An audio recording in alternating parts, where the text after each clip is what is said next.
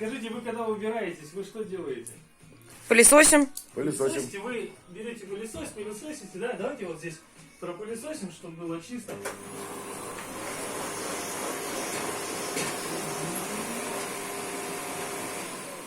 Скажите, вот здесь чисто? Чисто. Ну, комфортно. Давайте возьмем вот обычную соду пищевую. Все же знают, да, пищевая сода? Угу. Возьмем и сделаем две полосочки из пищевой соды. Такая и вот такая. Видно полосочки? Видно.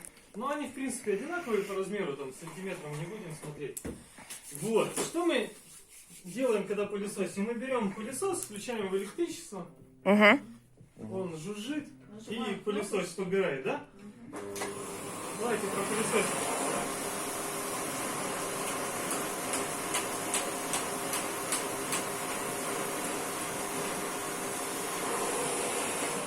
Скажите, чисто?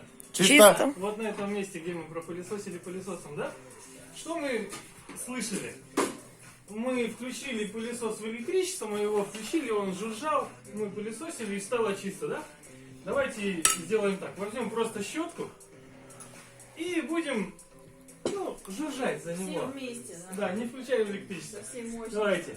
Вы мне помогаете. Давай. Давай.